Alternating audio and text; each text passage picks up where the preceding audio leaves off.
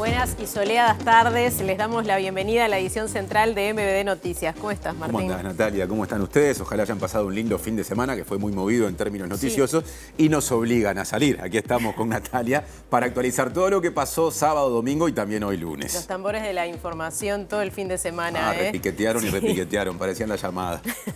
Bueno, vamos a ver si hay llamada, pero empezamos, si te parece, con algo que tiene que ver con, o vamos a seguir de alguna forma en tema, porque el presidente Luis Lacalle Pou inauguró el Hospital del Cerro y en un contacto con los medios de comunicación no hizo mención a las derivaciones de la entrega del pasaporte a Sebastián Marcet. Más temprano, el ex ministro del Interior, Luis Alberto Heber, justificó su renuncia y el ex subsecretario Guillermo Maciel leyó una declaración en la que enfatizó que no hizo nada mal. Repercusiones político-partidarias. El Partido Colorado emitió un comunicado que defiende la legalidad de la entrega del pasaporte y el Partido Nacional expresó su total respaldo a lo actuado. Más despacio, por favor. El Frente Amplio también emitió un comunicado, mejor dicho, se pronunció en las últimas horas, entendiendo que la respuesta que dio el gobierno no fue suficiente. También habló Cabildo Abierto. Y ahora, ¿te parece si repasamos algunas otras noticias que han surgido en estas últimas horas? Mejor repasemos. Hoy declaró en calidad de indagado Alejandro Balbi, el abogado de Sebastián Marcet, que lo representó durante la tramitación del pasaporte. Dijo que su actuación estuvo dentro de la normativa. El fiscal Alejandro Machado será quien investigue la causa por presuntos delitos de cohecho, abuso de funciones y destrucción de documentos que implicaría a Roberto Laflú, Francisco Bustillo y Guillermo Maciel. Omar Pagarini dijo que buscará afianzar nuevos lazos con China y Estados Unidos e impulsar el acuerdo transpacífico cuando asuma como canciller. El ministro de Defensa, Javier García, se solidarizó con el Estado de Israel y dijo que la muerte de civiles en Gaza es una consecuencia del atentado de Hamás. El Sindicato de Maestros y Maestras de Montevideo realizará un paro de 24 horas este martes, 7 de noviembre, tras la agresión a una docente. La Sociedad de Psiquiatría reclamó que hace mejores sus condiciones laborales y cuestionó la falta de profesionales en centros de salud como Vilar de Bo, Pasteur y Maciel. Desde este lunes y hasta el próximo 11 de noviembre se puede votar en forma electrónica por las obras del presupuesto participativo. La votación presencial será el domingo 12 de noviembre. El secretario general de la ONU volvió a urgir un alto al fuego inmediato entre el ejército israelí y el grupo Hamás. Sostuvo que Gaza se está convirtiendo en un cementerio para los niños, ya que supera los 4.000. El gobierno argentino anunció que el Fondo Monetario Internacional comenzará a investigar la fuga de capitales del préstamo de 2018 por 45.000 millones de dólares, contraído durante la administración del expresidente Mauricio Macri. Aquí está TV Ciudad, nos pueden seguir en sus dispositivos a través de tvciudad.uy, también a través de YouTube y nos pueden escuchar por Uniradio 107.7 de FM en Montevideo y el área metropolitana, radio de la Universidad de la República, que se puede oír también a través de uniradio.edu.uy. Ahora, los móviles de arranque. Sí, ahora salimos del estudio en esta tarde soleada aquí en la zona metropolitana y nos vamos al Cerro. Allí está nuestro compañero Diego Martini, que retorna de su licencia a esta inauguración del Hospital del Cerro. Diego, adelante. Natalia, Martín, ¿qué tal? Buenas tardes para todas y todas, gracias por la bienvenida. Avenida Santín Carlos Rossi y Carlos María Ramírez, donde se está inaugurando el Hospital del Cerro, una de las promesas, a decir del presidente, que tenían con esta zona, con este barrio, en un clima que se vivió un tanto tenso, porque se acercaron militantes del Partido Nacional, quienes celebraban y quienes aplaudieron esta inauguración y aplaudieron al presidente, pero también se acercaron manifestantes contrarios al presidente con varios reclamos, a aquellos que están vinculados a ollas populares de la red de la zona oeste y a aquellos que están vinculados a vecinos organizados por la salud, usuarios de la salud de la zona este, que protestaron. Por eso se acercó también policía y se vieron algunos episodios tensos donde pudo haber pasado a mayores y de no ser por la intervención policial. En estos momentos el Hospital del Cerro, que está a nuestras espaldas, está inaugurado con todo el gabinete ministerial de Presidencia de la República y varios legisladores que se acercaron. Vamos a estar con la voz del presidente de la República y con la voz de algunos de los vecinos organizados. Bien, y en el gabinete hubo renuncias. Vamos ahora al contacto con Martín Duarte, que está allí con el Ministerio del Interior. De fondo, Martín. Ministerio del Interior de fondo, Natalia, Martín, buenas tardes para ustedes. En la jornada de hoy presentaron renuncia la cúpula del Ministerio, Luis Alberto Heber, exministro, y el ex viceministro Guillermo Maciel.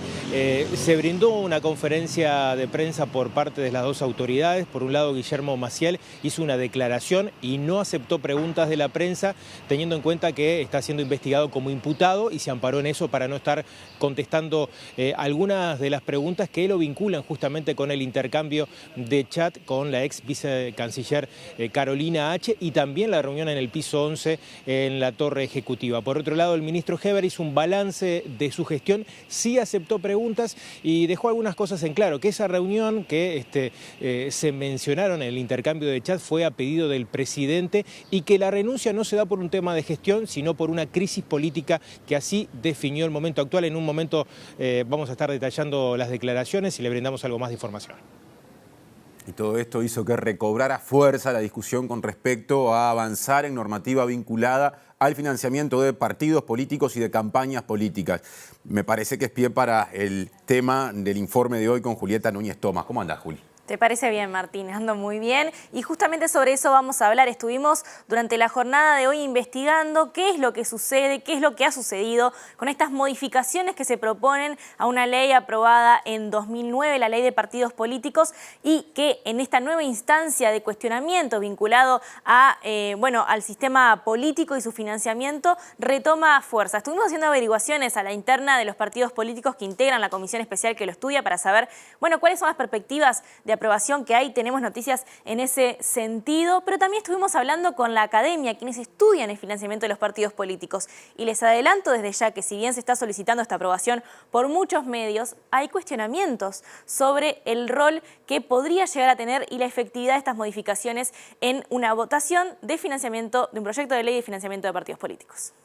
El presidente del directorio del Partido Nacional, Pablo Iturralde, defendió la respuesta política del gobierno luego de las derivaciones del otorgamiento del pasaporte a Marcet. La vicepresidenta, en cambio, del Frente Amplio, Verónica Piñeiro, las cuestionó. Seguimos y mantenemos la preocupación. Falta claridad en la explicación de los hechos, falta claridad en una pregunta de fondo de por qué se entregó este pasaporte. Los hechos políticos son los hechos políticos mucho más allá de las legalidades. Cuando hay hechos políticos y hay determinados planteos que generan determinadas dudas, lo mejor es que nosotros transitemos un camino de institucionalidad y eso fue lo que quisieron hacer todos los involucrados para no estar trancando la gestión del gobierno. Bueno, y como nos anunciaba Diego Martini, veíamos que estaba allí en el Hospital del Cerro, lo inauguró el presidente de la República junto a la Administración de Servicios de Salud del Estado, un centro que tendrá 2.000 metros cuadrados. Efectivamente, la ubicación recién la mencionaba Diego Martini, desde allí demandó una inversión de $3 millones, tendrá 4 pisos, 2 quirófanos, entre otros detalles. Creo que en el fondo, estamos todos contentos de que el Cerro tiene un hospital, porque van a ir los hijos de los que están más acá y van a estar los hijos de los que trajeron los carteles y los van a atender como merecen, porque es para todos. Si hay algo que nosotros no queremos, no queríamos, y es un mandamiento, nosotros no llegamos a cambiar una mitad por la otra del Uruguay. Nosotros venimos a unir y eso se predica con el ejemplo. Quedan 481 días de gobierno. ¿Y saben qué? Cuando pasen esos 481 días, ¿saben dónde voy a volver yo? Acá, al Cerro, como siempre vine. Con una pequeña diferencia.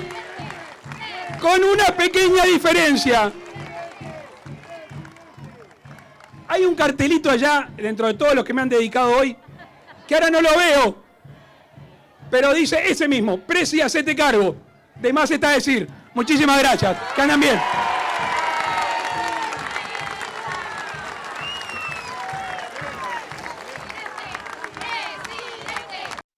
Presenta Antel, que ahora te da Disney+ y Star+ al mejor precio.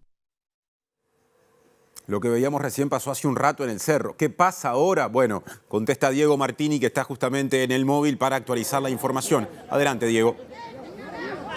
Así es, compañeros. Bueno, se viene el corte de cintas. Allá a mis espaldas se están viendo. No sé si viene el presidente. No, todavía no apareció el presidente. Apareció la ministra de Economía y Finanzas, Susana Arbeleche. El presidente está haciendo la recorrida en este momento del Hospital del Cerro previo a hacer el corte de cinta. Pero hoy se le entregó una carta al presidente de tantos de los vecinos que se reclamaron. Uno de los grupos organizados fue la Red de Ollas de acá, de la zona oeste. Y para hablar de eso estamos con Fabiana Molina. Fabiana, gracias por recibirnos. Bueno, una nueva carta que se le entrega al presidente. Sí, una nueva carta, porque la última que le entregué, él me llamó, quedó de ver qué se podía hacer, nunca más tuve respuestas de él.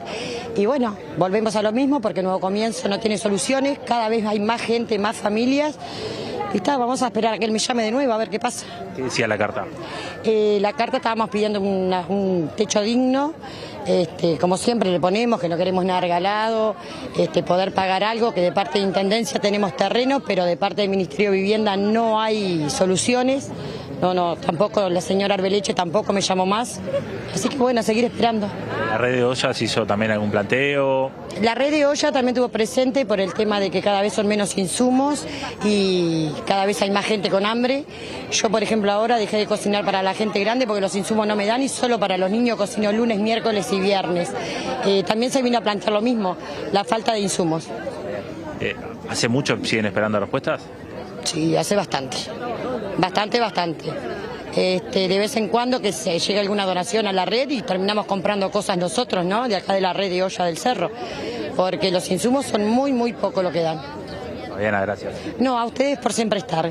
Bien, compañeros, con el Hospital del Cerro a nuestras espaldas, voy a acordarme, así lo pueden ver, se está esperando entonces que de un momento a otro baje el presidente de la República, y acá le voy a pedir a mi compañero Leonardo Bael que enfoque cómo también hay más policía acá y hay grupos organizados de vecinos y vecinas que están obviamente esperando y protestando lo que es esta visita del presidente de la República acá en esta zona. Eso causó mucha molestia también en la interna oficialista, de que aunque se diera la inauguración de un hospital tan importante para esta zona, hubiera población, hubiera manifestantes que estuvieran cuestionando y criticando y manifestándose frente al accionar. Ahí lo vemos ahora sí, que baja el presidente de la República, no bajó para acá, para el sector de la calle, sino que bajó a hacer la recorrida. Así que sigue esta recorrida con esta inauguración entonces del Hospital del Cerro, que será administrado por la Administración de Servicios de Salud del Estado. Con estas imágenes y ante cualquier novedad, volvemos a estudios. Presentó Antel, que ahora te da Disney+ y Star+ al mejor precio. Y hay más repercusiones de las decisiones tomadas por el presidente de la República durante el fin de semana, informan desde las puertas del Ministerio del Interior Martín Duarte. Adelante, Martín.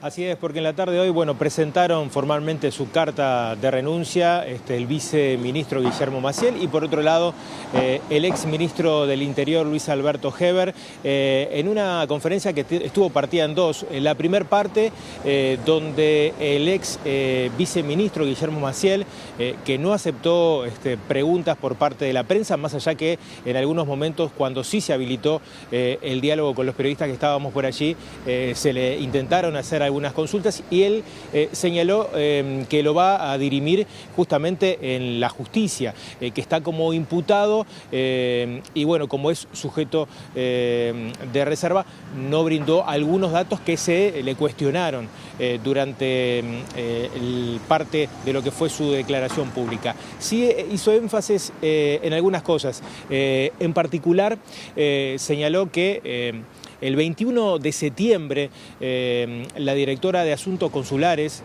Pauline Davis, mandó justamente la consulta al embajador uruguayo consultando acerca de un narco. Hace precisión de esta fecha, el 21 de septiembre, porque el 3 de noviembre del 2021 se daría esa primer conversación con Carolina H. por el tema Marcet.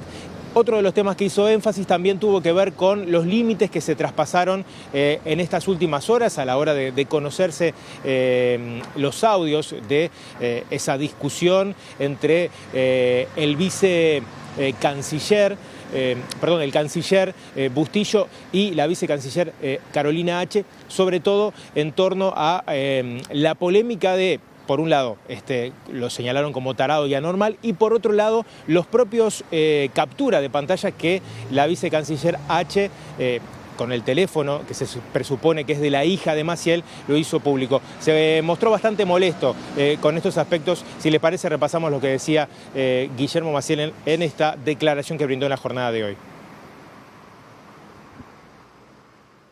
Estoy con la conciencia tranquila de haberme desempeñado con lealtad, honestidad, responsabilidad y siempre ajustado a derecho.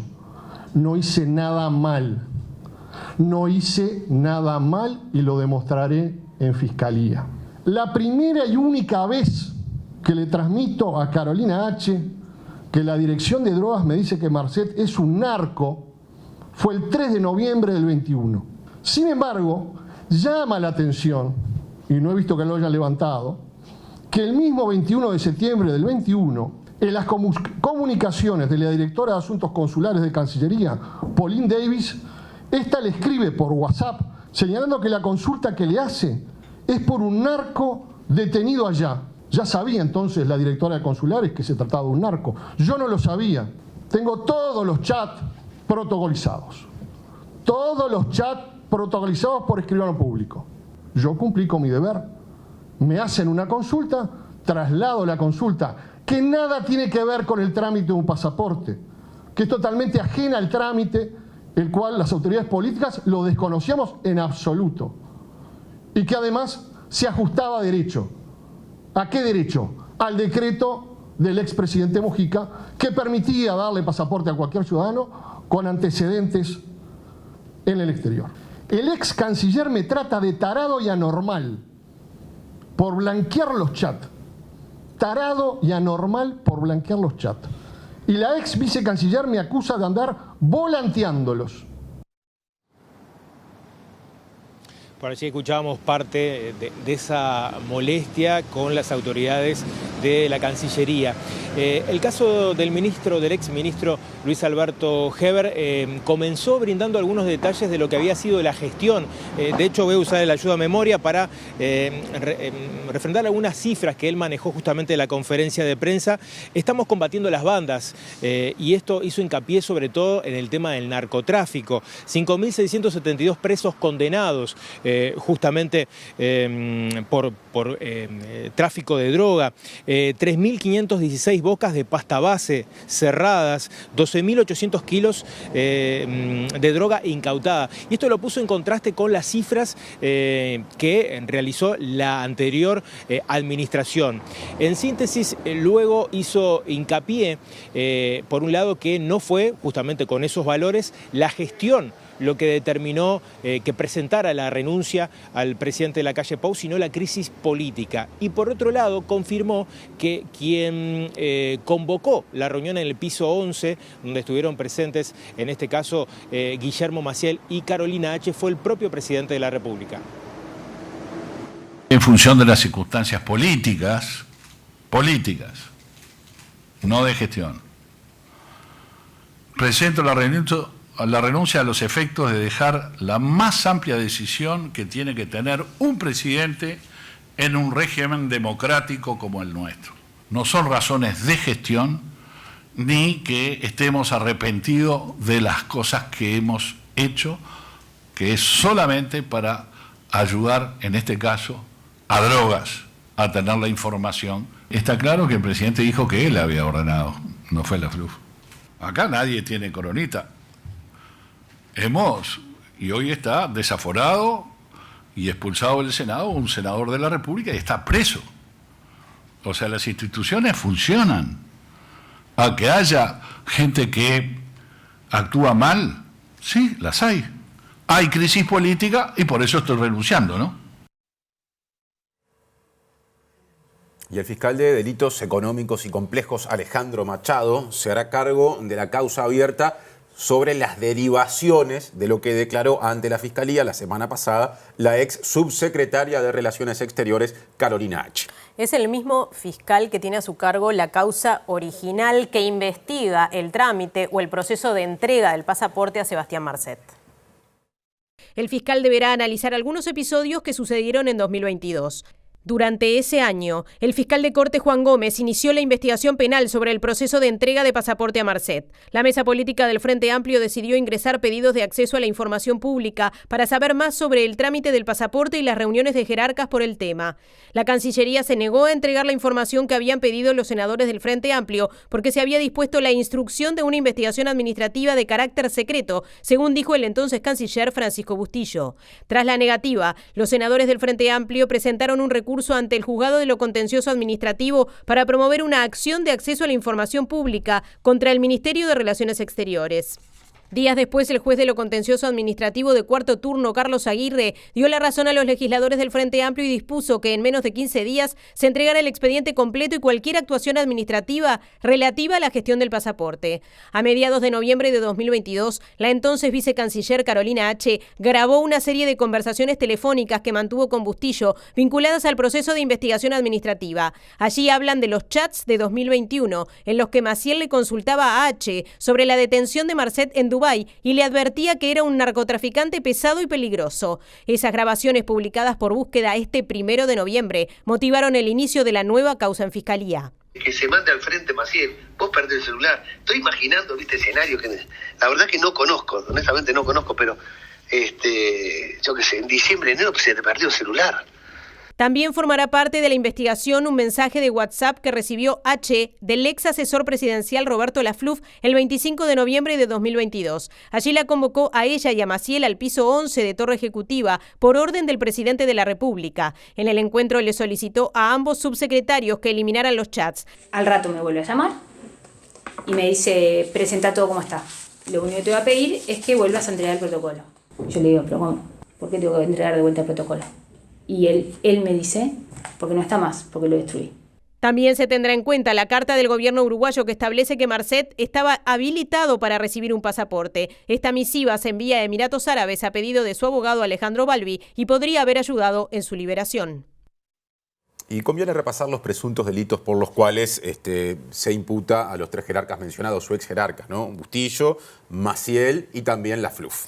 Los presuntos delitos que investigará el fiscal Machado en esta causa son cohecho, abuso de funciones y destrucción de documentos. Y ahora seguimos. Seguimos, porque la vicepresidenta del Frente Amplio, Verónica Piñeiro, dijo que el presidente Luis Lacalle Pou minimizó la gravedad de los hechos denunciados por Carolina H. Sí, según Piñeiro, al gobierno le falta claridad para explicar por qué se otorgó un pasaporte a Marcet.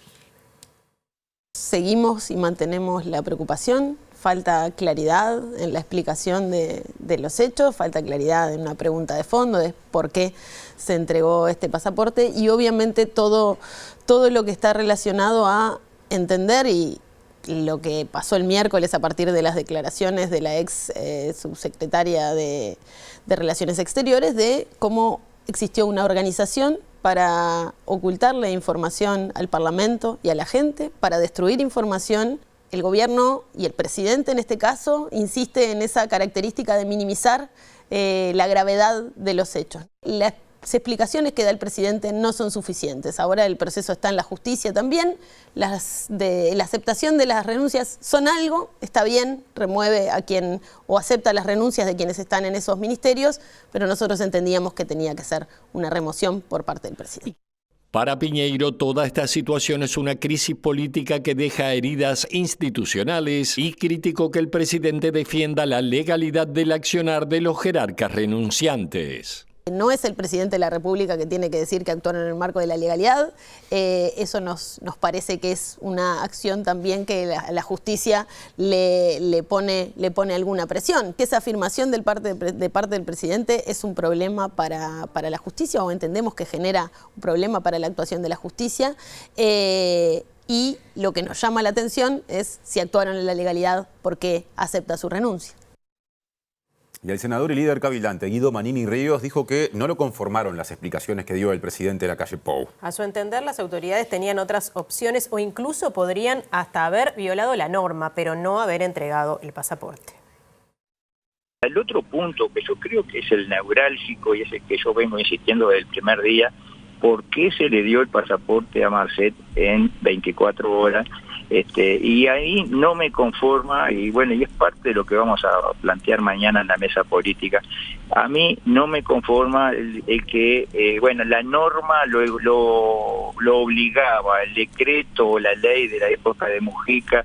Yo pienso que por más norma que haya, por encima de cualquier norma está el sentido común. Si sabemos que se trata de un peligroso narcotraficante, por más que haya una norma, y está claro, por más que la norma diga hay que entregarle, si sabemos que es un peligroso narcotraficante, bueno, no se puede darle en 24 horas solo eso. Este hecho amerita por sí un escándalo mayúsculo si es que no se aclara bien el por qué se cumplió de esa forma una norma que en definitiva podía haberse matizado, o la propia norma establece otras vías, se le podía haber dado solamente un salvoconducto para que vuelva al Uruguay, yo qué sé, no sé, las cosas que están planteadas son muchas, pero me parece a mí que ese es el punto clave.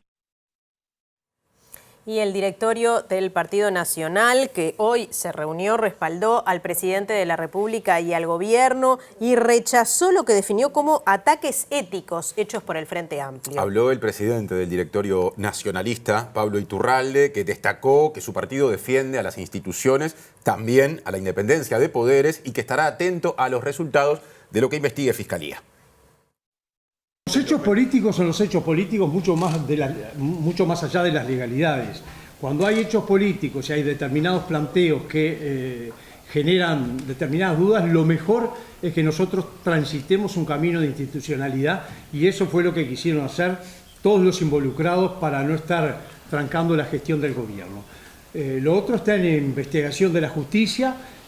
Nosotros no sabemos por qué no había surgido de las investigaciones que se habían realizado adentro del Ministerio de Justicia el tema este. Sabemos que se le había consultado a la persona involucrada en reiteradas oportunidades y no se había informado sobre ese tema, pero lo más importante para nosotros es que eso esté en manos de la justicia y que se va a transparentar allí en ese momento, y por consiguiente es lo que corresponde. Se habló de conversaciones privadas, si esas conversaciones privadas debían darse a la justicia o no. Hubo idas y vueltas, asesores que, bueno, opinaban de una manera, no sabemos pensando en los intereses de quién, pero bueno, esos son los hechos. ¿A usted le quedó claro si eso pasó? No, a ver, lo que me quedó claro es que se había protocolizado y que luego se adjuntó eso como correspondía hacerse. Y mientras tanto, en el Partido Colorado, el Comité Ejecutivo Nacional respaldó lo que entiende es la legalidad que hubo en torno a la entrega del pasaporte, y también apoyó la remoción de jerarcas promovida por el presidente Lacalle Pou. El secretario general Colorado, el expresidente Julio María Sanguinetti, dijo que cree en la honestidad de las personas involucradas, pero que hubo equivocaciones. La ley es clara. Primero, es un documento de identidad que todo ciudadano tiene derecho, sin ninguna duda. Quiere decir que no hay, la administración no tiene el derecho de otorgar o no otorgar. Y que en todo caso este pasaporte se entregó en condiciones legales. Eso no está en debate. Nadie debate que el otorgamiento se hizo de modo legal. Que pudo haber sido otras instancias, puede ser. También le digo que está muy instalado que se hizo en el día. Pero el 28 de octubre fue que se inició el trámite. El 25 de noviembre fue cuando se resolvió, y recién el 27 de diciembre se le entrega. ¿Qué va a pasar con H en el Partido Colorado? Yo en su momento fui claro, creyendo, como creo, que ella actuó con honestidad en todo el procedimiento, como creo que todos actuaron honestamente. Con equivocaciones, sin duda. Por eso que nos introdujimos en esta situación, de informar mal, de después meterse en todo un laberinto de discrepancias sobre la información, que no tiene sentido. Como dijo el propio presidente, según los famosos publicaciones, entreguen todo, y se entregó todo.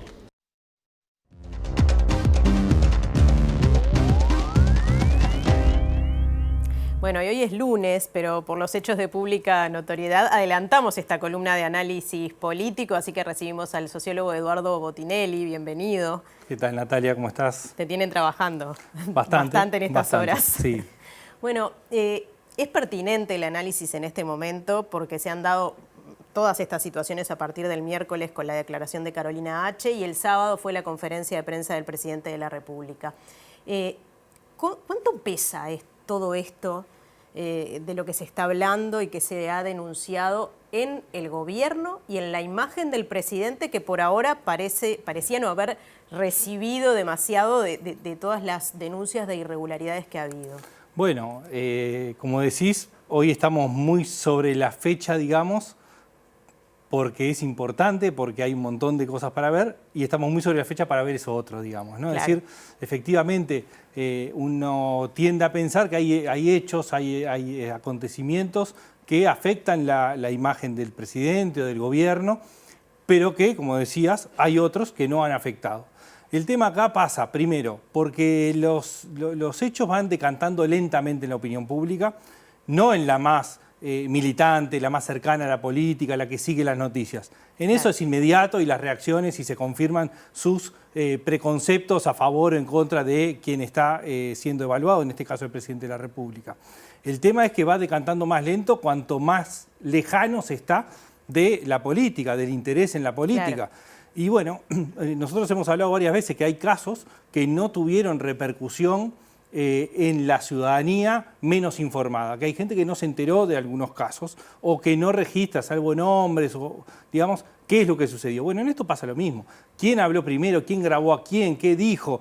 Lo que sí termina siendo es, bueno, hay una renuncia de un ministro. Entonces, eso aparece como algo que lo que hay que ver es si la ciudadanía, la opinión pública, termina decantando esto como una especie de collar, ¿no? de acontecimientos, o cada acontecimiento es una cosa separada y no lo logra unir. Porque hay gente, la mayoría de quienes no toman posición, que es lo que decía, está lejana a la política, no sigue los acontecimientos. Entonces, ¿cuánto esto se termina de hilvanar o no como un hecho que se suma a otros, o incluso la gravedad que pueda llegar a tener este caso sobre otros? Claro, ahora cuando se vincula al narcotráfico, por ejemplo, con la política, como pasa en algunos medios internacionales, ha repercutido así la noticia. Bueno, sí. ¿Eso no genera otro impacto o puede generar algo diferente a los casos anteriores? Bueno, de lo que decís de los medios internacionales, sí, está siendo un problema como imagen de país lo que están presentando de Uruguay, ¿no? Los medios internacionales están presentando que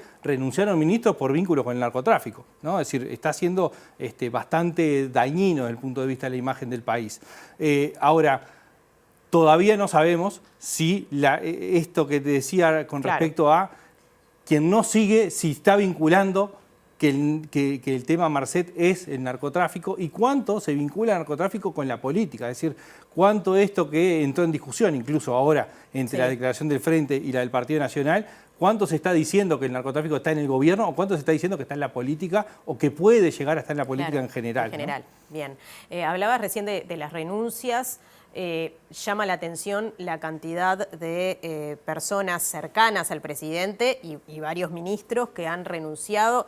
El presidente del Frente Amplio decía casi el 60% ha sido cambiado. Eso no se veía, por lo menos desde la democracia, que sucediera una situación así. Si bien creo que el mismo Pereira decía, está bien que son fusibles, pero cuando son muchos, algo más está pasando. ¿Eso es así?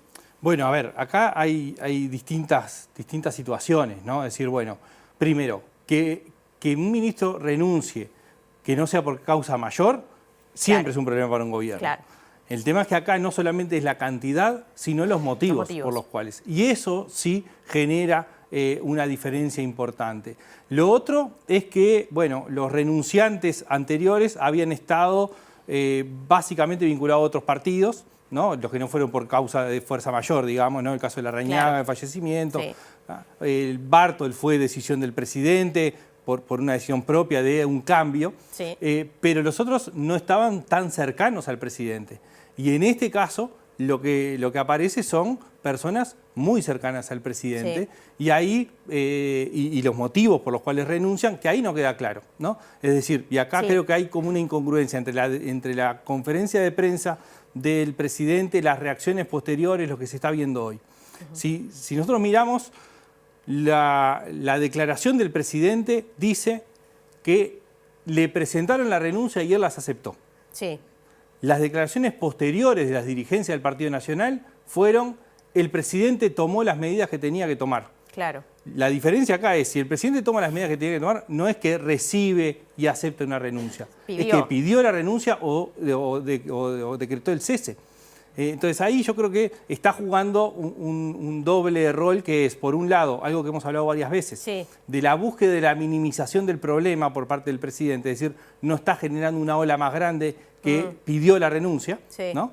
Y al mismo tiempo la firmeza del presidente para tomar decisiones desde el otro lado, ¿no? Es decir, la minimización de no generar mayor impacto, pero al mismo tiempo la fortaleza del presidente. Ahora, ¿no debió haber mostrado más esa fortaleza sobre la minimización de estos hechos? Porque se le ha criticado eso, ¿no? ¿Te parece que quedó bien parado en esa conferencia de prensa? Se ha criticado mucho en estas horas, por supuesto, de personas que tienen la posibilidad de hacer un análisis político, justamente eso, ¿no? Haber tratado de bajarle el perfil a una situación que a todas vistas es grave. Bueno, la conferencia y la situación del presidente no era nada fácil, ¿no? Era difícil que saliera fortalecido, ¿no? Y fortalecido no salió, claramente. Creo que no fue de las mejores conferencias en términos de comunicación, pero también la toma de decisiones es, digamos, el mínimo que podía haber tomado en función de todas las presiones que había, desde la oposición, desde los socios de la coalición y de adentro del Partido Nacional. Es decir, que era digamos, en todo caso, el pedido de renuncia, o por lo menos que no estuvieran más, que termina siendo lo que está. ¿Sí? La salida termina siendo el mínimo que se le había pedido, y no hubo ningún proceso de autocrítica, que sí se le está reclamando, por lo menos de parte de los socios de la coalición. De hecho, no solamente pensar en Manini, sino también Sanguinetti deja claramente entrever que hay un proceso de errores que no fueron asumidos, ¿no? Lo decía claramente. Tenemos poco tiempo, pero es importante que nos digas, Eduardo, cómo ves a la oposición posicionada, o sea, valga la redundancia, se puede de alguna forma, cómo se posiciona el Frente Amplio frente a esta situación y también qué pasa en la coalición. Bueno, la oposición creo que actuó relativamente en forma responsable, digamos, es decir, claramente esperó, ¿no? Es decir, si bien criticó que el presidente no estuviera y hubo algunas voces que decían que el presidente ya tenía que volverse, suspender la gira, en realidad esperó a obtener las declaraciones y las aclaraciones del presidente. La declaración es bastante medida del Frente Amplio. Para empezar, desestimó la crisis institucional que estaba siendo fogoneada por parte de algunos actores políticos, y el Frente Amplio la desestima como crisis institucional, ¿no?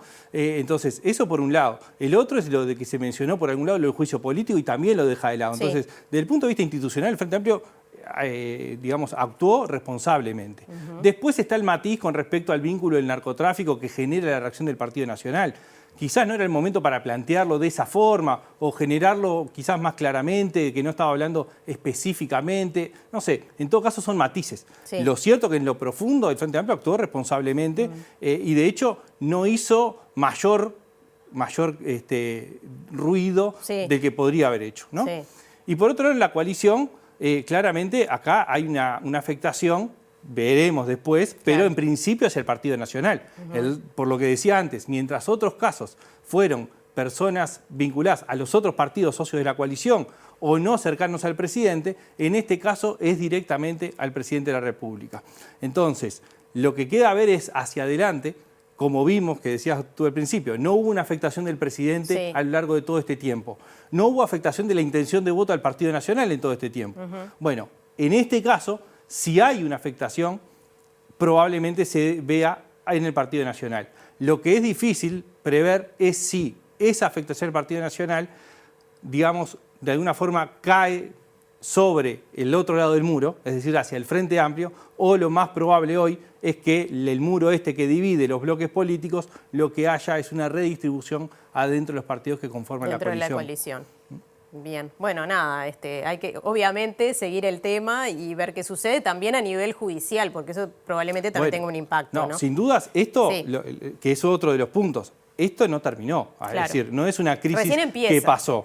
De hecho, parte de lo que dijo Fernando Pereira ayer es que esto tiene otros capítulos y efectivamente si esto sigue en la justicia, va a haber declaración, se abre una nueva causa donde están estos mismos actores, claramente esto va a seguir adelante. Bien, bueno, muchas gracias, Eduardo. Obviamente seguiremos en tema. Sin dudas, muchas gracias. Y ya recibimos a nuestra compañera Julieta Núñez Tomás porque amerita repasar esta situación, lo que tiene que ver con la financiación de los partidos políticos. Eso mismo, tema de informe. ¿Cómo andás, Julieta? Muy bien, muy bien. De hecho, quienes tuvieron la suerte de poder ver la columna recién de Eduardo Botinelli está muy vinculado justamente con lo que voy a hablar hoy, porque esta cuestión del financiamiento de los partidos políticos es una de las herramientas, digamos, o esta legislación vendría a ser una de las herramientas que desde la oposición, por ejemplo, se proponen como una posible solución a este problema. Vamos a hablar sobre esta ley, les voy a informar algunas cuestiones que estuvimos averiguando sobre su avance con respecto a la votación, pero también vamos a poner en cuestión si realmente es esta ley la que solucionaría los problemas que se asocian a lo que está sucediendo, ¿no? Porque no es tan claro, se está pidiendo a gritos esta ley como si fuera a salvar la situación o esa sospecha de vinculación entre fondos ilícitos y financiamiento de la democracia. Sin embargo, no es tan claro, y vamos a ver por qué más adelante, no es tan claro si realmente estas modificaciones que están planteando ahora fueran a solucionar ese problema. Pero empiezo contándoles que este proyecto no es nuevo, es un proyecto que está hace mucho tiempo en la Cámara de Representantes, de hecho lo presentó el Frente Amplio en 2017, se intentó negociar en ese momento con el Frente Amplio aún teniendo mayoría parlamentaria y no se llegó a un acuerdo a la interna del Frente Amplio cuando era partido de gobierno. Entonces es una modificación, porque es un proyecto de ley que en realidad lo que hace es modificar otras leyes que ya están vigentes, que arrastra grandes momentos de desacuerdo y sucedió lo mismo ahora en este periodo de gobierno. Hay una comisión especial, que es la Comisión Especial con Fines Legislativos para estudiar el financiamiento de la democracia, que se conformó en este periodo 2020-2025 y que viene trabajando desde agosto de 2020. De hecho, tuvo 36 citaciones, 36 sesiones, hoy las estuve contando para ver, bueno, por qué no había llegado a avanzarse en acuerdos en ese sentido. Es una comisión que recibió a todos los partidos políticos con representación parlamentaria, recibió cátedras de universidad pública, universidades privadas, recibió otros organismos estatales que tienen que ver con la transparencia, con la ética, también con la publicidad oficial, porque es una modificación que no tiene únicamente que ver con el aporte monetario, sino también con la publicidad de los partidos políticos y otras cuestiones que tienen que ver con la transparencia. Sin embargo, no ha habido acuerdo y es en este momento en el que se comienza a discutir nuevamente que resurge por parte de varios partidos políticos, no únicamente de la oposición, esta necesidad de aprobar este proyecto de ley. Bien, y además resurge en estas últimas horas a partir de todo lo que se está investigando con respecto a la entrega del pasaporte a un narcotraficante. Y decíamos recién en la columna con Botinelli cómo, por ejemplo, en medios internacionales rápidamente se vincula renuncias de gobierno, narcotráfico en la política, porque eso sucede en muchos países. Claro, y por eso es que la salida, digamos, una de las salidas que ve el Frente Amplio es la de regular y, intentar legislar en ese sentido. Durante la conferencia del presidente del Frente Amplio ayer, Fernando Pereira, mencionaba la necesidad de esto y lo vincula justamente porque decía que ya desde hace bastante tiempo el exdirector nacional de policía, Julio Guarteche, había anunciado la posibilidad de que existan vínculos entre el narcotráfico y la política. De hecho, esto fue bastante criticado y sonó durante el fin de semana por un tuit de Álvaro Delgado, secretario de Presidencia, que justamente cuestionaba el cuestionamiento de Fernando Pereira. Vamos a ver qué es lo que decía y cómo vinculaba este caso que está sucediendo ahora, esta crisis política de ahora, con la ley de financiamientos políticos. Guarteche ya hace mucho tiempo le indicaba no solo a los parlamentarios del Frente Amplio, sino al de todos los partidos, que era un hecho que si no tomábamos medidas concretas el narcotráfico se podía meter en la política. Entonces, hacer de cuenta que eso no fue dicho, hacer de cuenta que eso no está pasando en otros países del continente, hacer de cuenta que en el Uruguay el narcotraficante está aumentando su peso y hacer de cuenta que no hay que tomar ninguna medida es de las peores cosas. Con lo cual, la ley de financiamiento de partidos políticos tiene que ser clara y ya. No hay excusas para no aprobar una ley que nos proteja del financiamiento espurio, a cualquier partido. No hay excusas para no votar el fortalecimiento de la JUTEP. No puede haber excusas para ir hacia otra normativa que de alguna manera ataje el lavado de activos o nos proteja del lavado de activos. No hay excusas. Si la sociedad uruguaya hoy tiene señales de que alguien pudo salir de Dubái por un pasaporte entregado en forma, desde nuestro punto de vista, ilegal, bueno, tenemos un problema, que esto no es acusar a nadie. No sabemos dónde está exactamente el problema, pero hay un problema. Y a un problema se le encuentra una solución. Y no puede ser que la solución es que todos estos proyectos de ley se traben en el Parlamento, particularmente por el Partido Nacional. Palabra de la oposición político-partidaria. ¿Qué se dice desde el oficialismo? Bueno, el oficialismo también se manifiesta una voluntad justamente de aprobar estas modificaciones. De hecho, en las últimas sesiones de este año, el Partido Independiente y el Partido Colorado en conjunto presentaron modificaciones para integrarlas y votarlas. Lo mismo hizo... o dijo en realidad en la última sesión que yo leí la taquigráfica, Cabildo Abierto, que iba a hacer. Aún no lo sabemos, pero sí sabemos que hay una voluntad, porque así lo ha expresado el líder político de Cabildo Abierto, Guido Manini Ríos, de también contribuir a la aprobación de estas modificaciones. Así lo decía. Creemos que es una necesidad que de una vez por todas el sistema político se ponga de acuerdo y se establezcan mecanismos de control aplicables, no teóricos, sino que sean aplicables, que eviten que un partido político pueda ser financiado o por empresarios que después piden la devolución del favor con la aprobación de determinadas leyes o con no tocar determinadas situaciones. Creemos que es fundamental evitar que puedan estos intereses estar detrás de la financiación de cualquier partido político. Entendemos que esa ley de financiamiento de los partidos políticos es necesaria y de una vez por todas tenemos que lograr los acuerdos para tener las mayorías. Ojalá que sea una ley que se apruebe por unanimidad, pero se tiene que aprobar de una vez por todas y se tiene que aprobar ahora en este periodo antes de que entremos en el año electoral. Bueno, ¿cuáles son las perspectivas hoy de que se vote o qué sectores pueden llegar a votar una ley como esta? Bueno, esto que decía recién Manini Ríos vinculado a que había intención de lograr la unanimidad, lo han dicho una cantidad enorme de veces. De hecho, este año, en 2020, a principios de año, cuando se volvió a conformar la presidencia de esta comisión, nuevamente se decía que había que apurar los plazos para que no llegue el año electoral y se esté votando esto en un año electoral, que eso ya complica un poco en términos de opinión pública, pero tanto desde el Partido Colorado como el Partido Independiente, Frente Amplio, Cabildo Abierto, Partido Nacional, han dicho que, bueno, si hay que llegar a mayorías mínimas para lograr aprobarlo, también lo harían por esta urgencia de aprobarlo.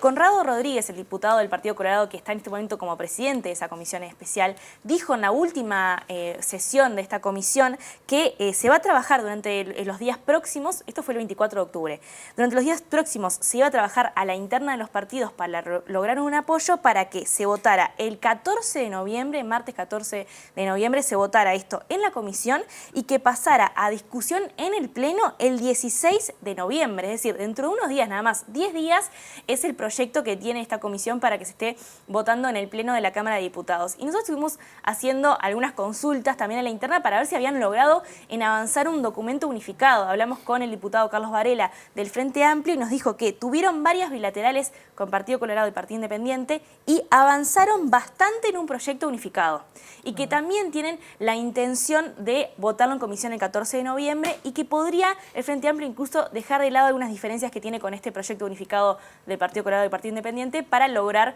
una aprobación en comisión. Entonces parecería que las mayorías están. Sí, Tincho, parecería que sí. El tema es lo que decíamos al inicio.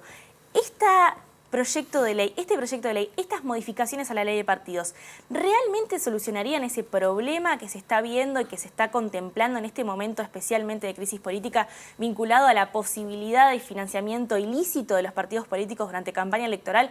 Bueno, hay cuestionamientos sobre todo de la academia. Estuvimos hablando con el politólogo Rafael Piñeiro, que es de la Universidad Católica del Uruguay, del departamento justamente que estudia esto y que ha investigado, yo creo que es de los que más sabe este tema en el país, Luis ha investigado esto durante muchísimos años y nos decía que en realidad la ley de 2009, que es la ley de partidos políticos que pretende modificar en gran parte este proyecto de ley, es una ley mínima también, ¿no? O sea, lo mínimo que había que tener porque no teníamos nada en ese momento en el país, pero que no hace grandes esfuerzos por solucionar este problema, y también que este proyecto tiene deficiencias en solucionar algunos de los problemas que se proponen. Por ejemplo, nos decía que estas modificaciones no apuntan a fortalecer el monitoreo de las actividades de los partidos políticos, que es la forma de tener garantías de que no se está subdeclarando los ingresos, ¿no? O los egresos también, y que tampoco apunta fuertemente a las auditorías, que es imposible hacer un contralor sin auditorías, pero además habla de que habría que hacer cambios más profundos institucionales, porque si los organismos que controlan, y como está puesto en este proyecto de ley que se pasaría a votar, son organismos que están integrados por designaciones políticas, político-partidarias, ahí hay un error conceptual en cómo se controla y cómo se vigila, es decir, carece de herramientas de control, de monitoreo y auditoría, pero también las instituciones que lo tienen que hacer tienen algunos problemas a la vista de la academia. Así que si les parece, para cerrar este informe, vamos con el politólogo Rafael Piñeiro, justamente explicando, bueno, cuál es la situación con respecto a estas modificaciones y también su opinión con que se esté discutiendo esto en este momento en especial. Las modificaciones mejoran en algún sentido los déficits de la legislación actual. Ahora, la forma en que la legislación actual se ejecuta o se hace, cumplir es bastante deficiente, y estos cambios no harían ninguna diferencia respecto a este contexto en el que estamos en la actualidad. Es un problema de diseño institucional que supone, entre otras cosas, que los cambios legislativos no son suficientes, sino que deberíamos tener incluso cambios de rango constitucional para alterar quién debería tener posibilidad de controlar y eventualmente perseguir incumplimientos a esta legislación. Yo creo que la voluntad de transformar la ley actual responde a una necesidad de hacer frente a una demanda que cuando se acercan las elecciones suele tener la ciudadanía o un círculo de personas interesadas en los asuntos políticos, ¿no?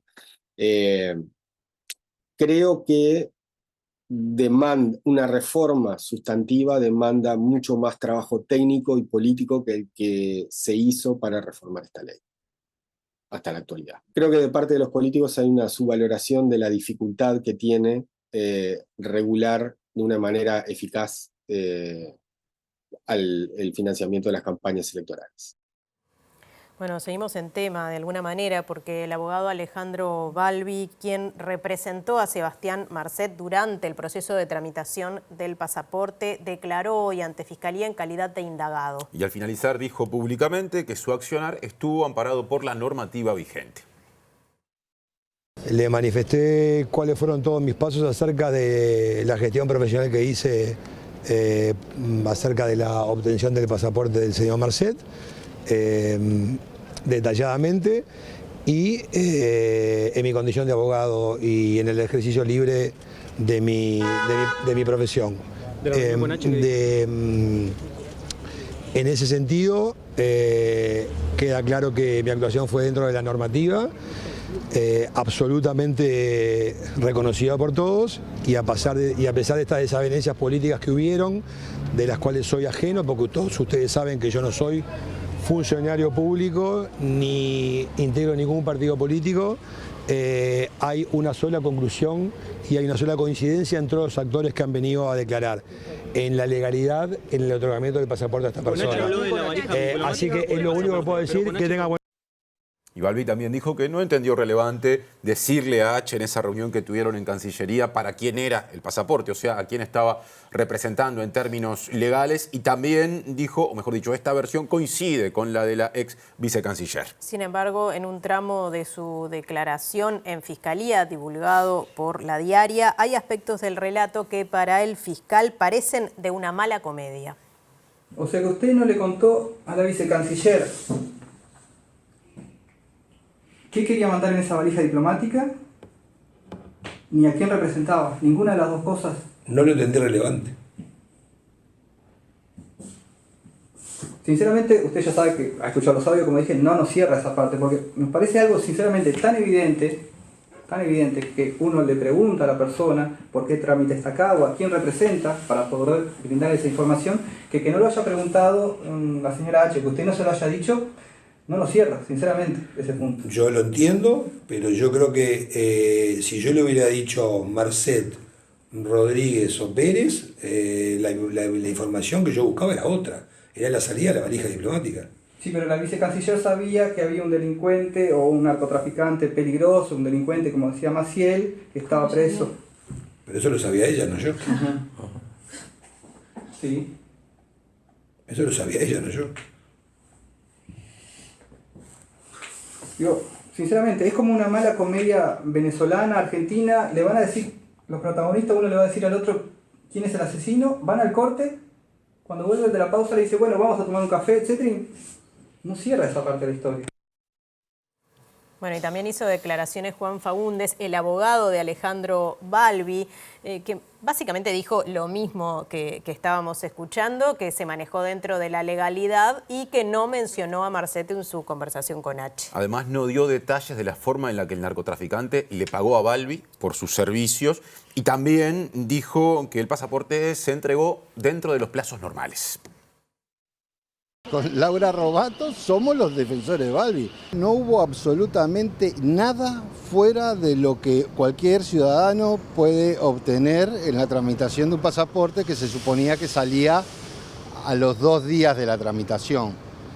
Y eso no sucedió porque la famosa valija con los documentos diplomáticos ya había salido el día que llegó el pasaporte a la parte de Dirección Nacional de Identificación Civil. ¿Balbi no tiene injerencia de alguna forma en agilizar el trámite de la valija diplomática? No. Venido por pasaporte falso. Sí, exactamente, y por eso era necesario que el abogado en los Emiratos presentara un documento verdadero. Lo hacemos todos y nosotros ¿Balbi no le dijo a H por qué quería saber cuándo salía la valija diplomática? No, ni H le preguntó, eso está clarísimo. Hay un jerarca removido por intentar acelerar este trámite, entre otros. ¿Qué jerarca? La COSTE, según yo tengo entendido, lo que hacen es lo sacan de la dirección o le retiran la confianza, pero no es por el pasaporte. Es por un entredicho en la preparación de la famosa ida al Parlamento. ¿Cuál era la finalidad de la reunión con H entonces? Saber efectivamente qué día salía la valija diplomática. ¿La única manera era reunirse con la vicecanciller? ¿No hay otra manera de saber cuándo sale una valija diplomática? Creo que hubo una gestión que no se pudo hacer porque en ese tiempo en Cancillería estaba limitada la atención por la pandemia y todo lo que ya sabemos que pasó. ¿La vinculación de Balbi con Marcet? En el año 19 trabajó en la parte de ejecución cuando se cierran las causas y después de ahí lo llama la señora para esta situación. ¿Cobra por parte de un abogado o un patrocinio a un narco? Bueno, no sé. Eso no se pregunta porque está dentro del secreto profesional también. Presenta Mercado Agrícola de Montevideo, en el corazón de un barrio donde late la ciudad. Mercado de Historias. Mercado de Historia.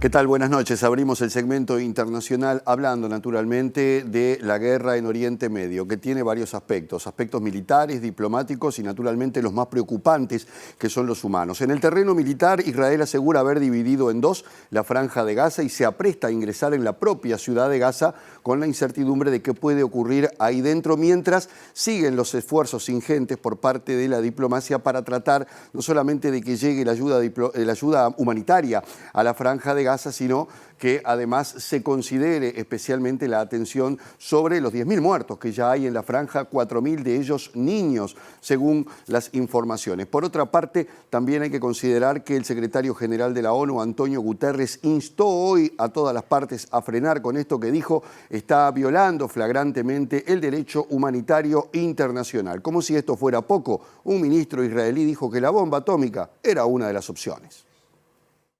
El secretario general de la ONU, Antonio Guterres, dijo este lunes que en el conflicto en Gaza se están cometiendo claras violaciones de la ley humanitaria internacional, tanto por parte de Israel como del grupo islamista Hamás, y dijo que mientras el ejército de Israel continúa bombardeando y golpeando a los civiles, hospitales, campos de refugiados y edificios de la ONU, Hamás usa a los civiles como escudos humanos y continúa lanzando cohetes indiscriminados contra Israel. Los jefes de 18 agencias de la ONU hicieron este lunes un llamado a parar la guerra entre Hamás e Israel frente a los continuos bombardeos al enclave palestino, que ya dejaron un saldo de más de 10.000 muertos, entre ellos más de 4.000 niños, mientras que el gobierno del primer ministro israelí Benjamín Netanyahu ha descartado un alto al fuego, señalando que un eventual cese de hostilidades podría ayudar a Hamás a recuperar y a reagrupar sus fuerzas.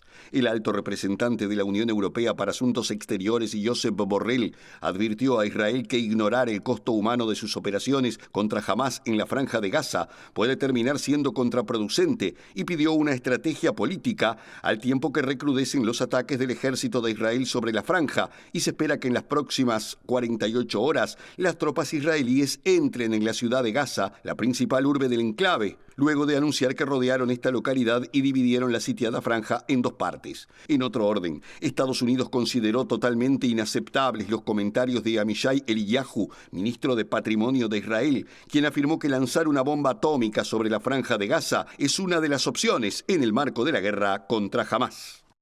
En Argentina, a pocos días del balotaje, bueno, las encuestas indican que hay una paridad importante y algunas incluso le dan una leve ventaja al ultraliberal Javier Milei. En medio de este contexto, el ministro de Economía y candidato Sergio Massa anunció que el Fondo Monetario Internacional iniciará una investigación para determinar a dónde fue a parar parte del dinero, los 45.000 millones de dólares que el Fondo Monetario le prestó a la Argentina durante el gobierno de Mauricio Macri.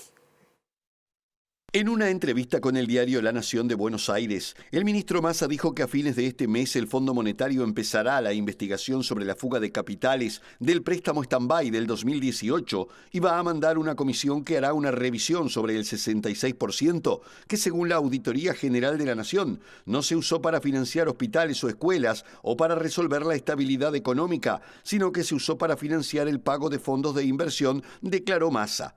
El gobierno de Alberto Fernández canceló la semana pasada los vencimientos acumulados de octubre por un valor de alrededor de 2.600 millones de dólares y este lunes tiene programado otro pago de unos 800 millones en intereses, según la agencia Telam.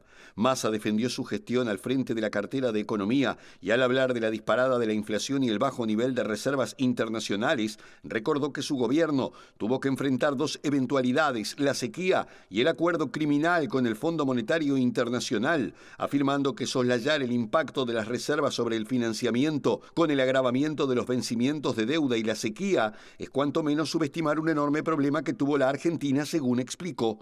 En la misma línea, argumentó que la severa sequía que afectó al país representa en términos de tamaño el 50% de las exportaciones agrícolas, lo que impactó en el motor más fuerte de la economía argentina, y sostuvo que en el medio hay además un programa con el Fondo Monetario y que este año hay 12.360 millones de dólares de vencimiento de deuda que tomó el expresidente Macri. Más problemas para el presidente colombiano Gustavo Petro en su intento de pacificar Colombia, pero sobre todo de lograr una paz con los grupos armados. Cuando tenía encaminado justamente ese proceso con una de las más importantes disidencias de las FARC, el Estado Mayor Central, la retención de 20 militares por parte de este grupo ha hecho que se suspendan por el momento esas conversaciones que estaban encaminadas en medio de otro problema, y es que el Ejército de Liberación Nacional tiene secuestrado al padre de un futbolista de la selección colombiana. La cosa parece estar bastante complicada para el presidente colombiano a los efectos de lograr esa paz tan ansiada. El autodenominado Estado Mayor Central, principal disidencia de la extinta guerrilla, proclamó la suspensión de su participación en la mesa de negociación con el gobierno colombiano, al que acusa de incumplir compromisos tan solo 20 días después de la instalación de la mesa de diálogos. La disidencia de las FARC realizó el anuncio a través de un comunicado, un día después de que se reportara la retención de al menos 20 militares del Batallón de Fuerzas Especiales Urbanas en el departamento del Cauca, que se encontraban encontraban en la zona realizando labores de desminado, aunque luego fueron liberados. Según reveló el diario El Espectador, citando a fuentes del ejército colombiano, la población local fue utilizada por el Estado Mayor Central de las FARC para realizar dicha acción, cercando al pelotón para impedirles que continuaran con sus labores de seguridad en la zona, no permitiéndoles la movilidad. El anuncio complica aún más los esfuerzos del gobierno de Gustavo Petro de alcanzar la paz total en el país, que también enfrenta violaciones del cese al fuego por parte de la guerrilla del Ejército de Liberación Nacional, responsable de secuestrar recientemente al padre del futbolista colombiano Luis Díaz. Se estima que el autodenominado EMC cuenta con alrededor de 3.500 miembros y opera en varias zonas de Colombia. Presentó Mercado Agrícola de Montevideo, en el corazón de un barrio donde late la ciudad. Mercado de Historias. Mercado de Historia. Y ahora desde la agenda local seguimos mirando el contexto internacional porque el ministro de Defensa Nacional, Javier García, se solidarizó con Israel y dijo que la muerte de civiles en Gaza es consecuencia de los ataques del grupo terrorista Hamás. Si cualquiera en su casa recibe un ataque, se defiende, dijo. Una cosa es el conflicto de larguísima historia entre Israel y Palestina. Otra cosa es lo que pasó el 7 de octubre. El 7 de octubre lo que pasó fue un ataque terrorista de un grupo como Hamás que entró a un Estado soberano y democrático y mató a 1.400 personas. La oposición continúa marcando sus diferencias con el oficialismo. Y nosotros nos solidarizamos con el pueblo de Israel y nos solidarizamos con el Estado de Israel. Incluso entre los rehenes hay una compatriota, ¿no? ¿Qué opina de los casi 10.000 muertos civiles en la Franja de Gaza en operaciones del gobierno de Israel luego de este ataque de Hamás? ¿Usted se imagina que cuando hay un ataque de estos tipos y se inicia una acción militar, no es algo, ¿cómo le puedo decir?, frívolo, que no tenga consecuencias? Y el grupo terrorista atacó y recibió la respuesta. Seguramente cualquiera de nosotros, si en su casa recibe un ataque, usted se defiende. Sobre la situación del personal diplomático y militar en Medio Oriente, el titular de Defensa afirmó que aunque se elevó el nivel de alerta, no ha habido ninguna circunstancia que amerite una medida especial hasta el momento. Bien, y antes de irnos y de repasar los datos del tiempo, les contamos que mañana hay un paro de 24 horas de ADEMU Montevideo. O sea, los maestros de las escuelas públicas de Montevideo mañana paralizan sus tareas. Y esto se debe a que fue agredido un maestro en una escuela ubicada en el barrio Piedras Blancas. Ese es el motivo de la medida sindical. Bien, bueno, ahora sí, repasamos los datos del tiempo. Les vamos anunciando que se acabó lo que se daba. Sí, cambios. Otra vez se nos va el sol por un rato porque mañana martes 7 de noviembre están anunciadas lluvias, pero además están anunciadas precipitaciones y tormentas fuertes a partir de la tarde, de horas de la tarde. Claro, por eso hay ya un aviso especial de Inumet que se irá actualizando, esperaremos hasta mañana para ver si es más específico. Por ahora, tenerlo en cuenta. Mejoran las condiciones para el miércoles con leve descenso de la temperatura, el cielo empezará estando nuboso y cubierto, pero irá mejorando conforme avance el 8 de noviembre. La mínima para Montevideo será de 14 grados, lo mismo para el área metropolitana, la máxima de 22. Y similar es el pronóstico para el jueves 9 de noviembre, que va a estar algo nuboso, no están pronosticadas lluvias, la mínima será de 12 grados y la máxima de 20. Los lunes, como siempre les decimos, son días muy fuertes en términos periodísticos, llega al lado B y después la letra chica. Exacto, así que los invitamos a quedarse y nosotros nos reencontramos mañana a las 19 horas. Gracias por estar, que pasen bien.